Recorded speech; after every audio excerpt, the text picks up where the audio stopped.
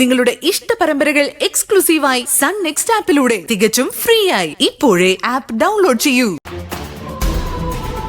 മുൻ കളക്ടറായ സ്വന്തം മരുമോന് കൊല്ലത്തെ എല്ലാ സൗകര്യങ്ങളുള്ള ഈ വീട് കിടക്കുമ്പോ അച്ഛൻ വാടകയ്ക്ക് മുറിയെടുത്ത് താമസിക്കാന്ന് പറഞ്ഞ അതിന്റെ നാണക്കേട് ശരതേടനല്ലേ? നാണക്കേടൊന്നുമില്ല. അവൻ അറിഞ്ഞാൽ നല്ല വഴക്ക് പറയും. നിന്റെ അമ്മയും പറഞ്ഞു കൊല്ലത്ത് പോണെങ്കിൽ ശരത്തിന്റെ വീട്ടിൽ പോയി താമസിച്ചാ മതിയെന്ന്. വന്നപാടെ ഇവിടെ തന്നെ നിക്കാതെ കേറി വാച്ച ഇങ്ങോട്ട് വാ ഭദ്ര.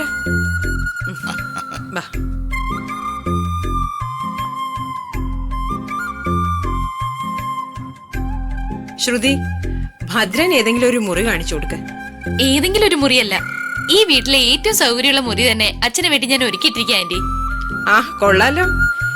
എന്നിട്ട് നീ ഇതുവരെ ഭദ്രൻ വരുന്നെന്ന് ഒരു വാക്കുപോലും എന്നോട് പറഞ്ഞില്ലല്ലോ. നേരത്തെ പറഞ്ഞോ, ഇപ്പൊ ആന്റിയെ ഞെട്ടിച്ച പോലെ ഞെട്ടിക്കാൻ പറ്റില്ലല്ലോ. അതെന്തായാലും നന്നായി. മോളെ, എനിക്ക് പെട്ടെന്നൊന്ന് കുളിച്ച് ഫ്രഷായി പുറത്തു പോണം. ആദ്യം ഒരു ചായ എടുക്കാം. ഓക്കെ അച്ഛൻ വാ, കുളിച്ച് റെഡിയാവുമ്പോഴേക്കും ഞാൻ ചായ എടുക്കാം. എനിക്ക് പിന്നെ ഞാനൊന്ന് റെഡിയാവട്ടെ.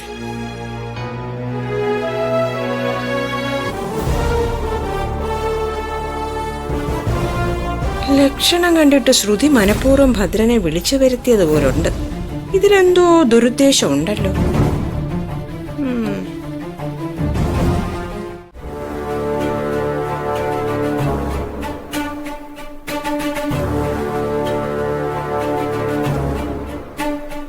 ഇതാ ചായ കുടിക്കേ.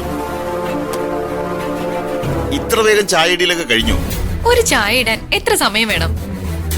പിന്നെ അത്യാവശ്യമായിട്ട് അച്ഛൻ ഇവിടെ പോണോന്ന് പറഞ്ഞില്ലേ? 2-3 ദിവസത്തിൽ കൂടുതൽ എനിക്കിവിടെ നിൽക്കാൻ പറ്റില്ല. പുതിയ മെഷീൻസ് ഒക്കെ വന്ന് കിടക്കുക. അടുത്ത ആഴ്ച എല്ലാം ഒന്ന് സെറ്റ് ചെയ്യണം.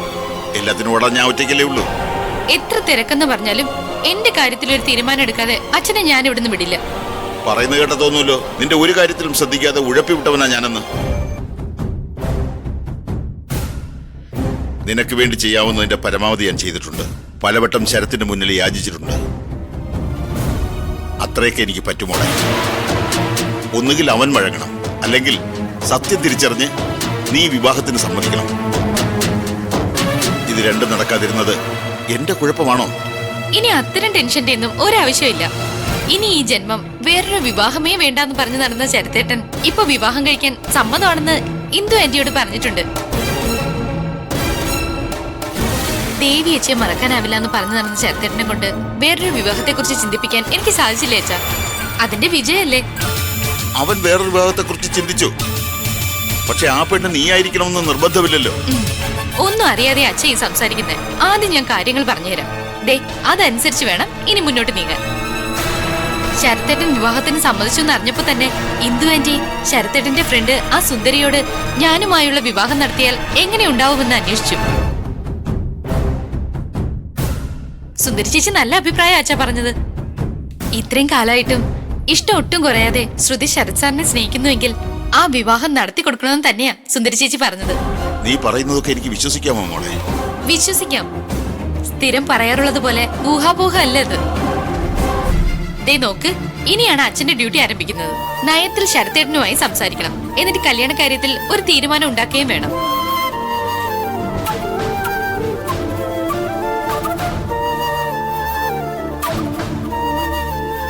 ശരത്തിനോട് സംസാരിക്കുന്നത് പലവട്ടമായി. ഇനി മിക്കവാറും അവൻ എനിക്ക് നാണമില്ലേ എന്ന് മുഖത്ത് നോക്കി ചോദിക്കും. അങ്ങനെ ഒന്നും ഉണ്ടാവില്ല അച്ഛാ. ഇതിപ്പോ കാര്യങ്ങൾ ഏകദേശം സെറ്റാ. അച്ഛൻ വിഷയം എടുത്തൊന്ന് ഇട്ടുകൊടുത്താൽ തന്നെ ശരത്തേട്ടൻ സമ്മതം മൂടും. പിന്നെ വെച്ച് നീട്ടരുത്. എത്രയും വേഗം കല്യാണം നടത്തണം. എപ്പോഴും നിന്റെ താളത്തിനാ ശ്രുതി ഞാൻ തുള്ളിയിട്ടുള്ളത്. നാണം കിട്ടാലും വേണ്ടില്ല, ശരത്തിനോട് ഞാൻ സംസാരിക്കാം. പക്ഷേ ഒരു ഉറപ്പ് നീ തരണം. എന്തുറപ്പ്? ഇന്നോ നാളെയോ വേണമെന്ന് ഞാൻ പറയുന്നില്ല. ഒരു 6 മാസം സമയം തരണം. അതിനുള്ളിൽ നിന്റെ ഈ ശരത്തിന്റെ വിവാഹം നടന്നില്ലെങ്കിൽ പിന്നെ തീരുമാനമെടുക്കുന്നത് നിന്റെ അച്ഛനായിരിക്കും. ഞാൻ പറയുന്ന ആളിന്റെ മുന്നിൽ നീ കഴുത്ത് കാണിച്ചു കൊടുക്കേണ്ടി വരും. എന്റെ ഇഷ്ടപ്രകാരം ഞാൻ നിന്റെ കല്യാണം നടത്തും. അന്നും ശരത്തേട്ടനെ മറക്കാൻ പറ്റില്ല എന്ന സ്ഥിരം വാദം പറഞ്ഞേക്കരുത്. അച്ഛൻ ധൈര്യമായിട്ടിരിക്കെ. ഇനി അങ്ങനെ ഒരു അവസ്ഥ ഉണ്ടാവില്ല. 6 മാസമൊന്നും വേണ്ട, 6 ആഴ്ചക്കകം ഞാനും ശരത്തേട്ടനുമായിട്ടുള്ള വിവാഹം നടന്നിരിക്കും. ഉറപ്പ്.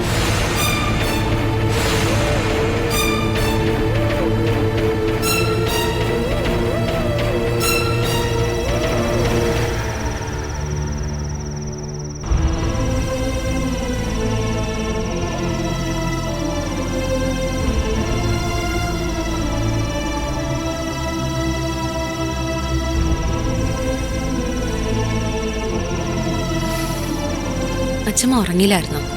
ഹേയ്, കിടന്നിട്ടും കാര്യമില്ല, ഉറക്കം വരില്ല. എടി മോളെ, ഇനി മാലിനിയുടെ കാര്യം എങ്ങനെ? ഇനി അവളെ ഇവിടെ തന്നെ നിർത്തണോ അതോ നാട്ടിലേക്ക് പോകാൻ പറയണോ? വേറൊന്നും കൊണ്ടല്ല, നാട്ടിലാവുമ്പോ ശ്രീദേവി ഉണ്ടല്ലോ, അവളുടെ കാര്യങ്ങളൊക്കെ നോക്കാൻ ഒരാള് വേണ്ടേ?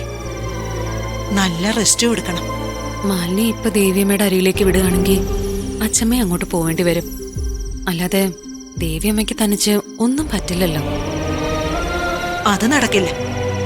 നിന്നെ മോളെ ഇവിടെ തനിച്ചാക്കിയിട്ട് ഞാനങ്ങ് പോകാനോ? അത് വേണ്ട. അങ്ങനെയാണെങ്കിൽ ശ്രീദേവിയോട് ഇവിടെ വന്ന് നിൽക്കാൻ പറയാം. തൽക്കാലം എനിക്ക് തിരക്കൊന്നുമില്ലല്ലോ അച്ഛമ്മ. അവളുടെ കാര്യങ്ങൾ ഞാൻ നോക്കിക്കോളാം. എന്താ വേണ്ടെന്ന് വെച്ചാ പതുക്കെ ആലോചിച്ച് ചെയ്യാം.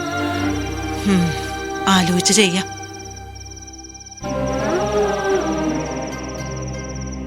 നീയൊന്ന് നിന്നെ.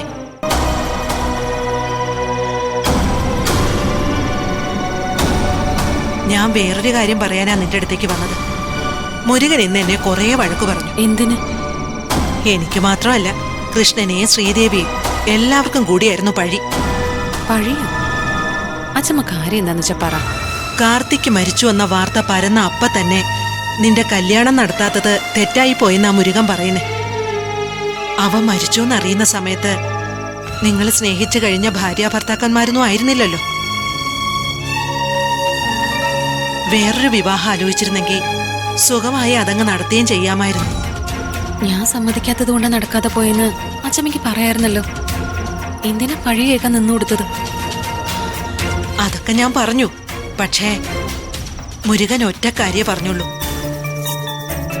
ഇനിയും വച്ച് നീട്ടണ്ട, നല്ലൊരാളെ കണ്ടെത്തി നിന്റെ വിവാഹം എത്രയും പെട്ടെന്ന് നടത്തണമെന്ന്. തുറന്നു പറയാലോ, ചില ആഗ്രഹങ്ങളൊക്കെ എന്റെ മനസ്സിലുമുണ്ട്. മോൾ അതിന് സമ്മതിക്കണം. ആരെയും കുറ്റപ്പെടുത്തുകയാണെന്ന് വിചാരിക്കരുത്. ഈ പറയുന്ന കൃഷ്ണമാമയും ശ്രീദേവിയും മുരുകനും ലതയും മാലിനിയും വിനീതും ഒക്കെ എത്ര കാലം കൂടെ ഉണ്ടാവുന്ന നീ വിചാരിക്കുന്നേ? അവരൊക്കെ അവരുടെ പാട്ടിന് പോവും. നീ പിന്നെയും തനിച്ചായി പോവും. നിനക്ക് അച്ഛനില്ല. അവൻ നാട്ടുകാരെ സഹായിച്ച് അവന്റെ വഴിക്ക് അങ്ങ് പോയി. മല്ലിക മരിക്കുന്നത് നിന്നെ ആരുടെയും കയ്യില് ഏൽപ്പിക്കാൻ പറ്റിയില്ലല്ലോ എന്ന വിഷമത്തോടെ. ബാക്കിയുള്ളത് ഇനി ഞാനാ. അതെത്ര കാലം ദൈവം തമ്പുരാൻ ഇനി എത്ര കാലം ആയുസ് തരുമെന്ന് എനിക്കറിയില്ല. ഞാൻ കൂടി അങ്ങ് പോയാ പിന്നെ നിനക്കാരാ മോളെ? എനിക്ക് മഴമോളില്ല അച്ഛമ്മ. അച്ഛമ്മയുടെ ഈ നോട്ടത്തിന്റെ അർത്ഥം എനിക്കറിയാം. പക്ഷെ നടക്കില്ല. എനിക്ക് ശ്വാസം ഉള്ളിടത്തോളം കാലം മഴയെ ഞാൻ ആർക്കും വിട്ടുകൊടുക്കില്ല. ഇനി എന്റെ ജീവിതത്തിൽ ആരും ഇല്ലെങ്കിലും മഴമോളുണ്ടാവും. ഞാനും മഴയും, അത് മതി ഞങ്ങളുടെ ജീവിതത്തില്. വൈദേഹി മാഡം വൈഗ മാഡത്തിനെ വളർത്തിയതുപോലെ ഞാൻ എന്റെ മോളെ വളർത്തും. പക്ഷെ ഒരു കാര്യം ഞാൻ ശ്രദ്ധിക്കും. വൈഗ മാഡത്തിനെ പറ്റിയ അബദ്ധം ഒരിക്കലും എന്റെ മഴമോൾക്ക് പറ്റില്ല. എന്റെ ജീവിതം ഇനി ഇങ്ങനെ അച്ഛമ്മ. അതിലൊരു തിരുത്തലുണ്ടാവില്ല.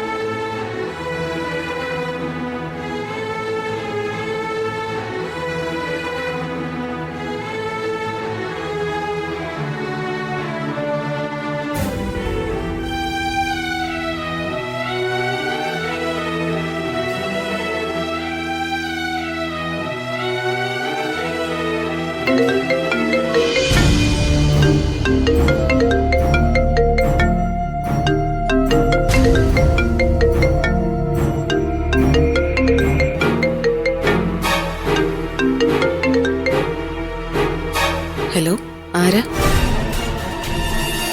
ഇത് ഞാനാ, മഴമോളുടെ അച്ഛൻ.